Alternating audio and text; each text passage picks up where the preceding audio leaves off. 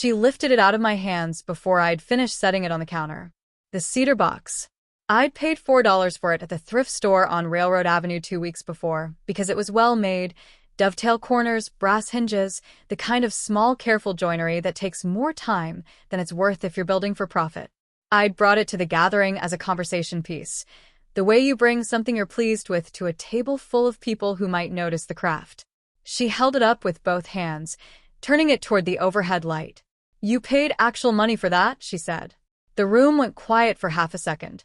My brother Dane set his drink down on the counter and looked at the window. Welcome back to shoreline quiet, where the water doesn't forget, even when the family pretends to. I set the box on the counter where she'd been standing. I did not reach for it again.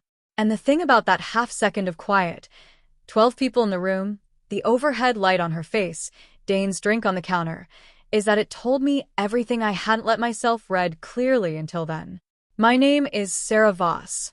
I am 38 years old, and I work as a licensed land surveyor out of Bellingham, which means I spend my days reading the legal description of land, where one parcel ends and another begins, what the plat says versus what the fence says versus what the county has recorded. I am precise by training and by inclination. These are not always the same thing as being prepared for what you find when you look closely at your own family.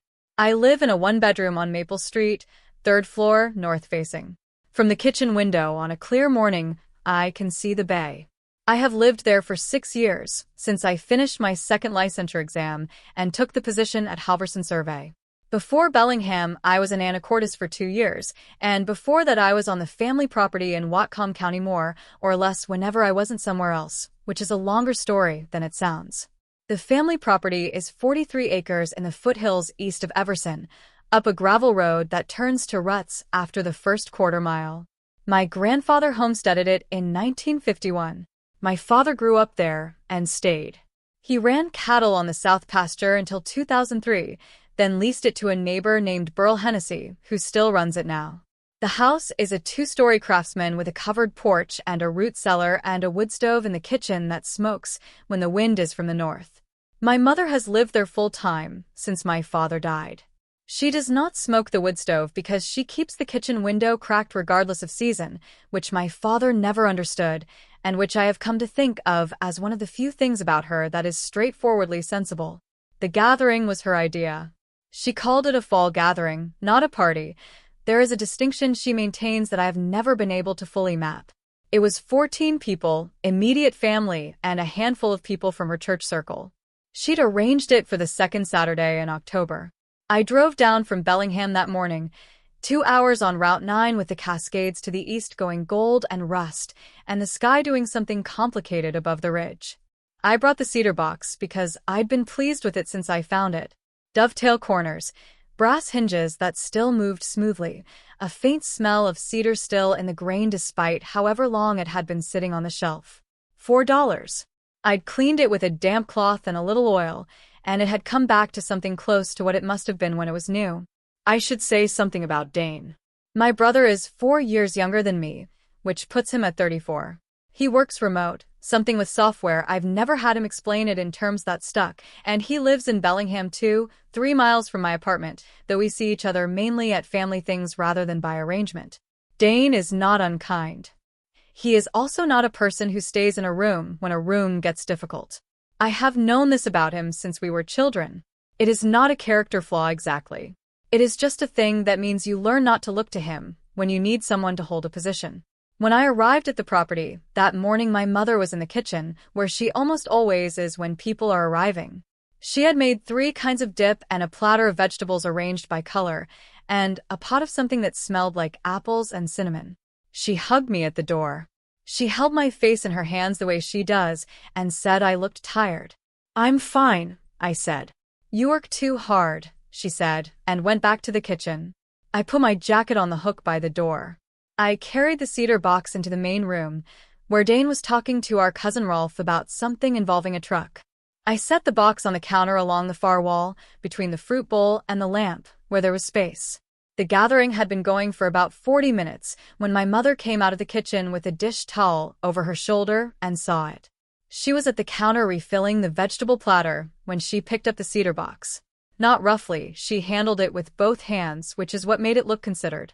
She turned it toward the overhead light. The dovetail corners showed cleanly. "You paid actual money for that?" she said. Her voice was warm, curious, with a little thread of something underneath it that I had learned to hear over 38 years. She was addressing the room as much as me. That was the register, the question directed at me but delivered to the audience. It's a particular skill. I have never been able to decide whether she knows she does it. The room went quiet for half a second. Rolf, across the room, did a small, careful thing with his face, the look of a person who has decided not to react. Dane set his drink on the counter and looked at the window. My mother's friend Paulette, from her church circle, made a sound that was almost a laugh and then converted it into looking at her phone. "For dollars," I said. "Well," my mother said, and set the box back on the counter. Not where it had been, slightly to the left, closer to the edge. "It's a nice thought." She went back to the kitchen. I stood at the counter. The box was 4 inches from the edge. I moved it back to where it had been, between the fruit bowl and the lamp, and I did not pick it up, and I did not say anything else about it. Dane came over a few minutes later and stood beside me. "She didn't mean anything by it," he said. "I know," I said. He refilled his drink and went back to Rolf. I went into the hallway to find my jacket around noon, before lunch. The hallway is narrow, coat hooks on one side, a small side table on the other, a framed survey map of the original homestead claim that my grandfather had commissioned in 1953 and that has hung in that hallway for as long as I've been alive. My mother's planner was on the side table. It was open. She leaves it open when she's working from it, which she does at events, moving between the planner and the kitchen and the main room. A pen was tucked in the spine. Sticking out from the top of the open page, folded in thirds, was a sheet of paper with the Whatcom County Assessor header printed across the top. The same header I had pulled up on my own screen dozens of times for client work. The same small serif font, the same county seal in the upper left. I could read 2 words before the fold: recorded instrument. I put my jacket on. I looked at the survey map on the wall, the original 1951 homestead lines in my grandfather's drafting, the north boundary marked with a notation I had reflagged in the field myself 11 years ago, when the Hennessy fence had crept 14 feet into our pasture. I went back to the main room. I let it sit. My father taught me to read a survey plat at the kitchen table when I was 9 years old. He spread the county plat map across the oilcloth and put his coffee cup on one corner to hold it flat, and showed me how to read the legal description, meets and bounds, the bearing and distance language, the way you follow the calls around a parcel, and end up back where you started if the description is clean. He had a mechanical pencil, and he traced the boundary lines as he read them aloud. Township 39 North, Range 4 East. He had a patience for this kind of thing that I think came from the same place his patience for cattle came from, a willingness to move at the speed of the thing itself rather than the speed you wished it would go. I was 9. I did not understand most of what he was showing me. But I understood that he was showing it to me specifically, not to Dane, who was 5 and not interested, and not as a general lesson but as something he wanted me to have. He tapped the northeast corner point of the parcel and said, "This is the pin. Everything starts from here. You find the pin, you know where you are."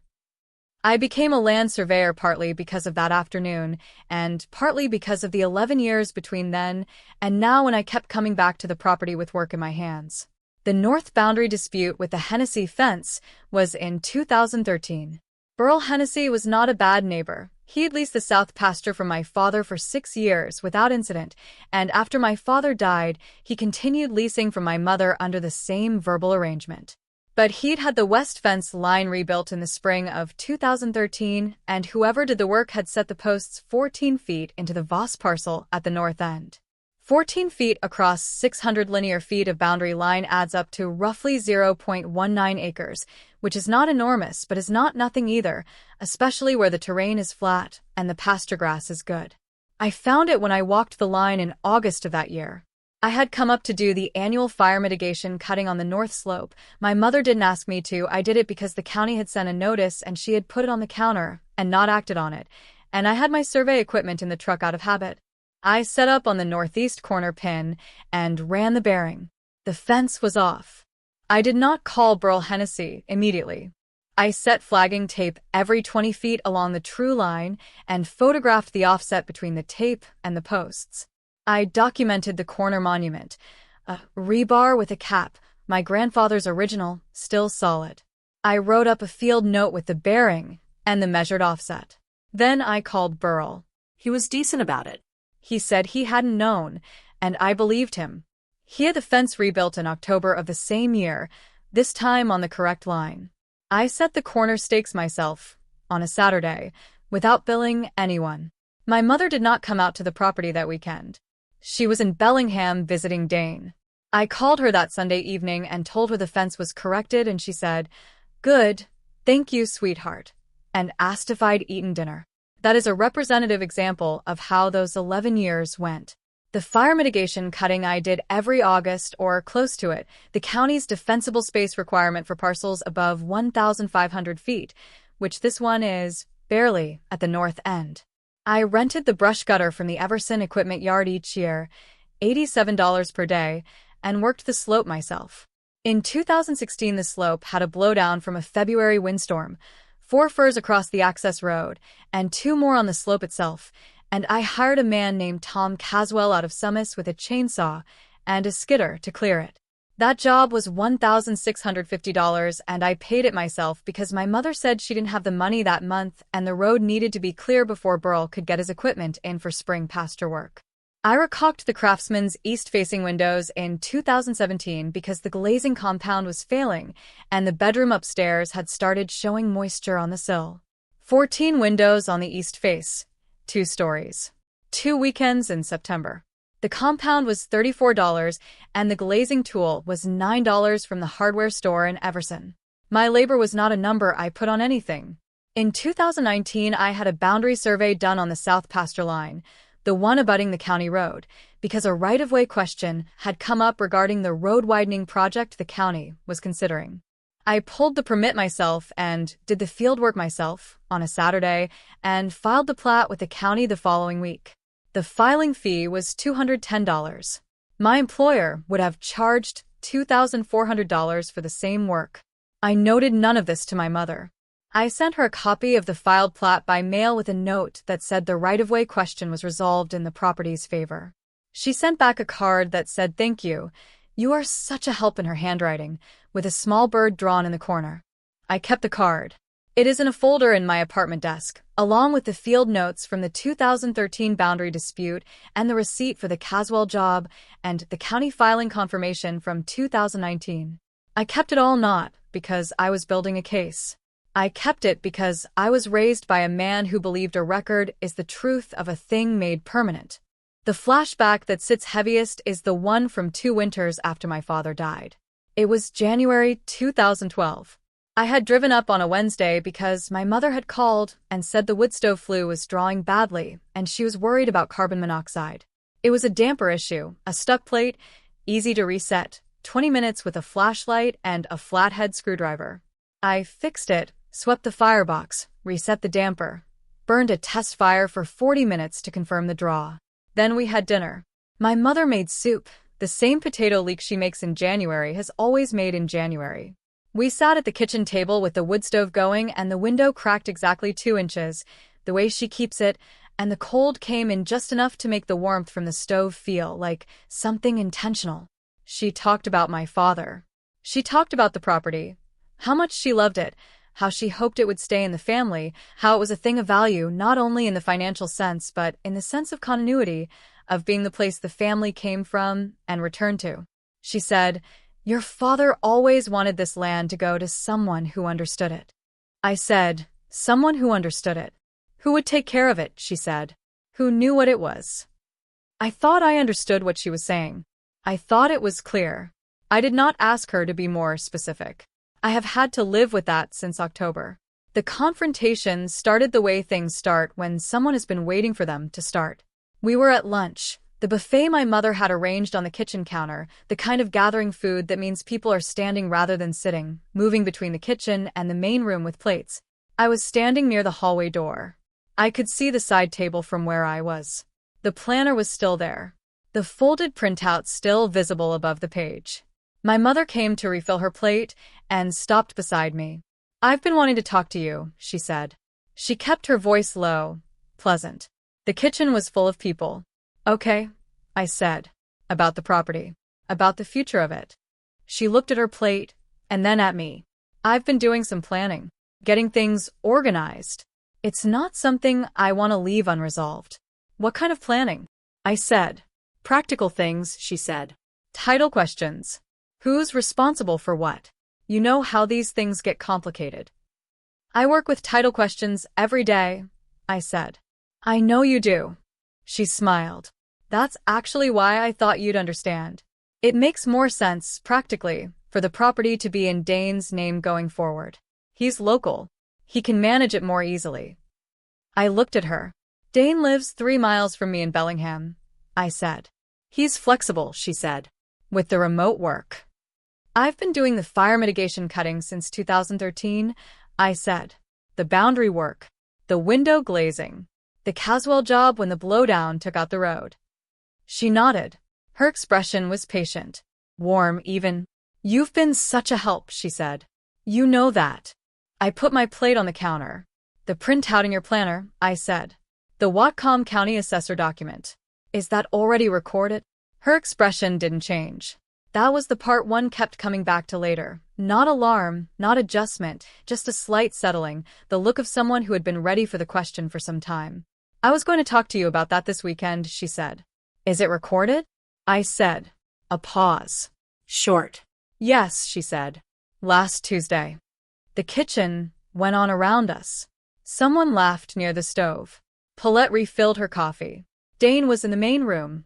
I could hear his voice, something about the drive down. I stood at the counter. I let it sit. The cedar box was on the counter across the room, between the fruit bowl and the lamp, where I had put it back. $4. Dovetail corners. Brass hinges that still moved smoothly. I'd like to see the document, I said. Of course, my mother said. We'll sit down later, when it's quieter. This isn't the right moment. You brought it up, I said. Sarah. She said my name the way she had said it when I was 11 and pushing back on something she decided. Patient, affectionate, immovable. This is a family conversation. We can have it properly when everyone isn't standing in the kitchen. I picked up my plate. I went into the main room. I stood near the window and looked at the pasture and did not say anything to anyone for a while. The Hennessy cattle were working the south end of the field. The fence line ran true. I had checked it myself. 2013, a Saturday, corner pin to corner pin that I drove back to Bellingham that evening. I told my mother I had an early site visit Monday morning, which was true. I found Dane in the main room and said goodbye, and he walked me to the door and stood on the porch while I loaded my bag. The air was cold and smelled like wet fur and the pasture grass and something else I couldn't name. The particular smell of the property in October, which I have known my whole life and which I have never been able to describe to anyone who hasn't stood on that porch. She means well, Dane said. I know, I said. She gets these ideas, he said, about organizing things. It probably doesn't mean what you're thinking. I put my bag in the back seat. I looked at him on the porch, his hands in his jacket pockets, the kitchen light behind him through the window. Did you know about it? I said. A pause. Short enough that I registered it. She mentioned she was going to do some paperwork, he said. I didn't know the details. I got in the car. The drive back on Route 9 was dark, the Cascades invisible to the east, the road narrow and straight through the flats. I drove without the radio. I went over the afternoon. The kitchen, my mother's face when I asked if the instrument was already recorded, the half-second before she said yes. The settled quality of her expression. The way she'd said Sarah, patient, affectionate, immovable, before redirecting to the room. I thought about January 2012. The wood stove and the window cracked 2 inches and the potato leek soup, and her voice saying your father always wanted this land to go to someone who understood it. I had believed I understood what she meant. I had not asked her to say it plainly. That is the part one have had to sit with. I got home at 9:15. I made tea. I stood at the north-facing kitchen window and looked at the bay, which was dark and flat, and had the lights of the refinery on the far shore reflected in it. Then I went to my desk and I opened the bottom drawer and I took out the folder. The folder had been there since 2013, growing slowly. The field notes from the boundary dispute, my handwriting, bearing, and distance, the measured offset, the photograph log. The receipt from Tom Caswell, Summis, $1,650, dated April 2016, road clearing and slope work, Voss property, Whatcom County. The county filing confirmation from the 2019 South Pasture Survey, $210 filing fee, my name as surveyor of record. The glazing compound receipt, $34. The equipment yard rental logs, $87 per day, 7 years of August entries. And at the back of the folder, in a smaller envelope, my mother's card. Thank you, you are such a help. Small bird in the corner. I had not kept any of this as evidence. I want to be clear about that. I kept it because my father kept records, and I had learned from him that a record is the truth of a thing made permanent. The folder existed because that is what you do when you do work. You write it down, you keep the receipt, you file the confirmation. I sat at the desk for a while. The radiator clicked in the other room. Outside the window, the bay was the same dark flat it had been when I sat down. Then I picked up my phone, and I found the contact I'd had saved for 2 years without using, a property attorney in Bellingham named Ruth Skaggs, who had an office on Cornwall Avenue and who had been recommended to me by a colleague at Halverson after a client of ours had a boundary dispute go sideways. I had saved the number at the time because it seemed like the kind of thing a person in my profession should have available. I sent her a text. I said I had a situation involving a recorded transfer of family property and a history of undocumented material contributions, and I would like to speak with her Monday, if she had availability. She replied at 7 the next morning. Yes. 10 o'clock. I spent Sunday going through the folder methodically, not building an argument, documenting what existed. I made a chronological list, typed 1 line per entry. Date, nature of work, cost, documentation type.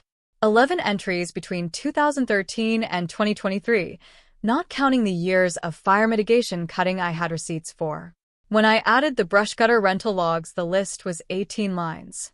I thought about the cedar box on the counter, the way she had held it toward the light.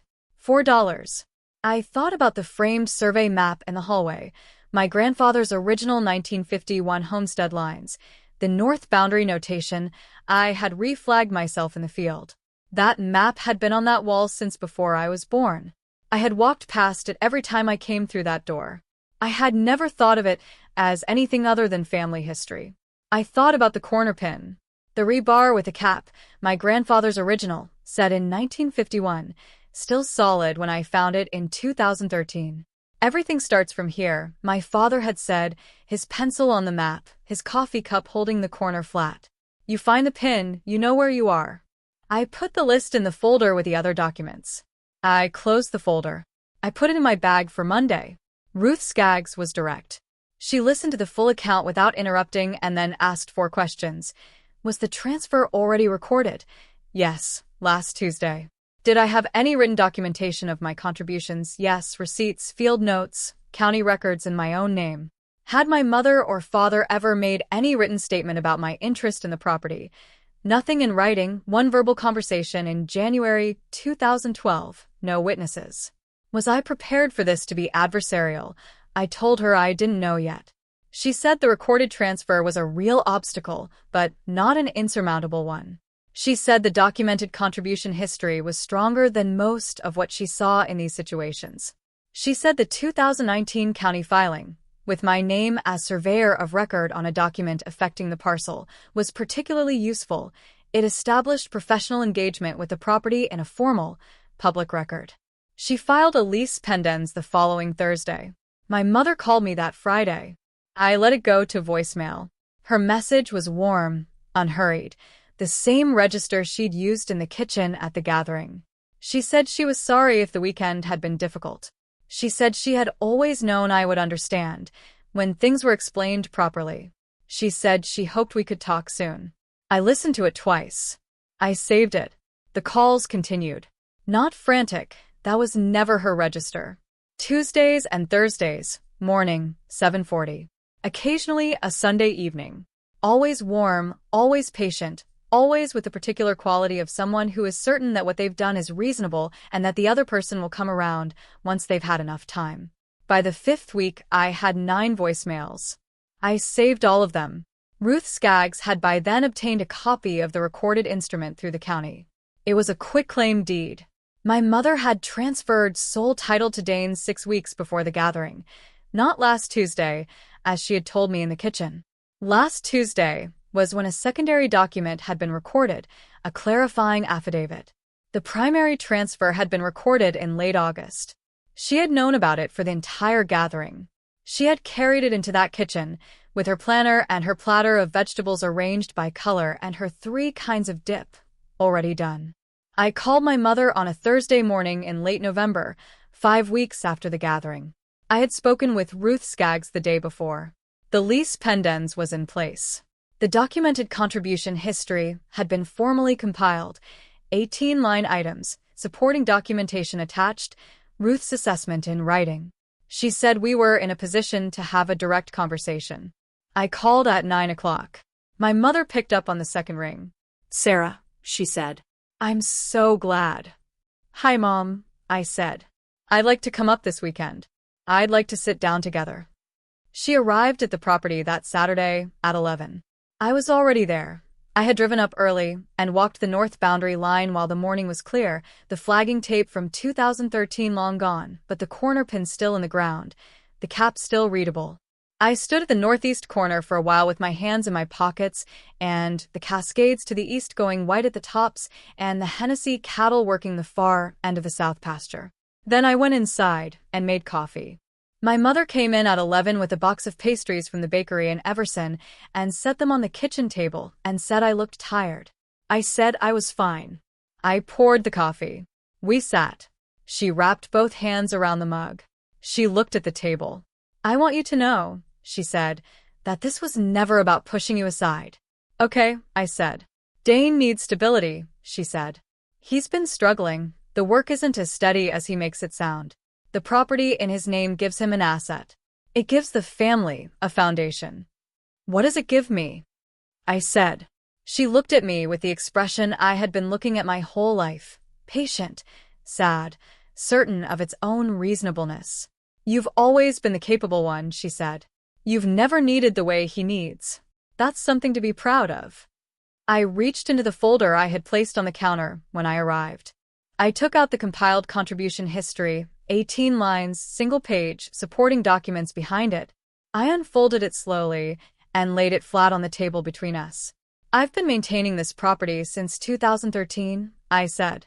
"Boundary work, fire mitigation cutting, the blowdown clearing in 2016, the window glazing in 2017, the South Pasture Survey in 2019. Ruth Skaggs has the full documentation. The lease pendens is already on the property." She looked at the page. She looked at me. "You filed a legal claim," she said. Her voice stayed level, but her hands came off the mug. "Against your own family. Against your brother. Against a transfer recorded in August," I said. 6 weeks before you told me it had happened last Tuesday." She was quiet. "You knew at the gathering," I said. "You'd known for 6 weeks.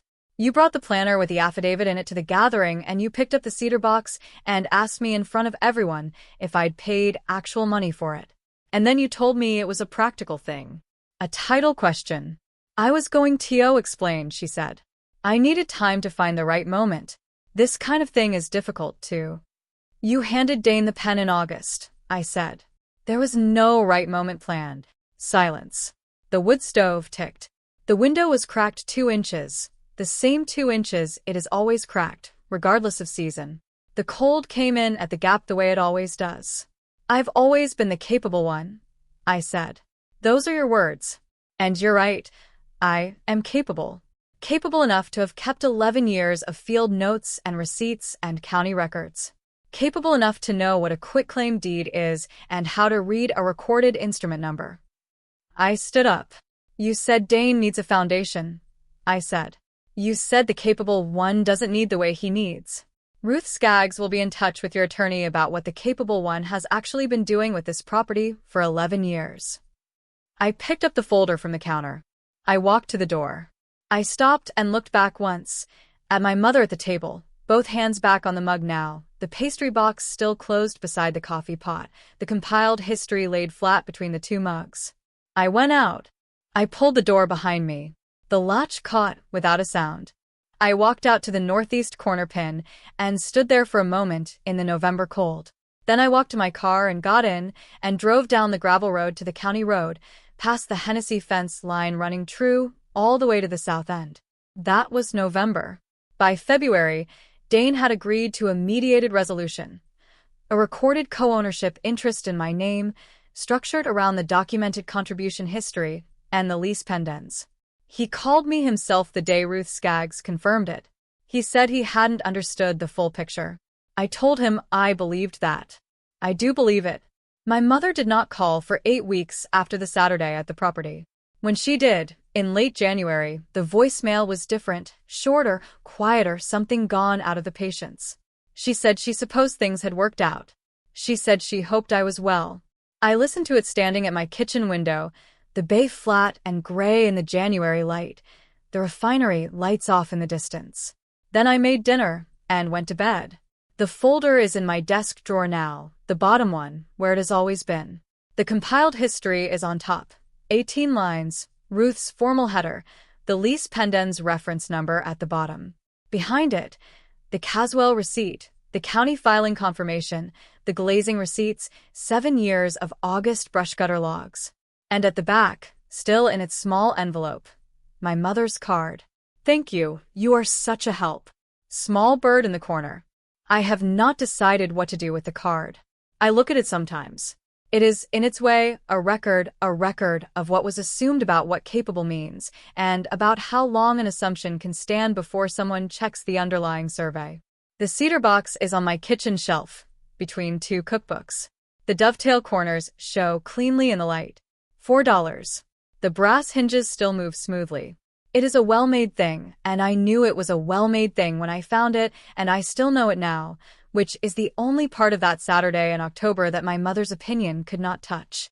The corner pin in the northeast corner of the Voss property, rebar and cap, set in 1951 by my grandfather, still solid when I found it in 2013, still there when I stood on it last November in the cold. The compiled history laid flat on the kitchen table between 2 coffee mugs. The latch catching without a sound on the way out.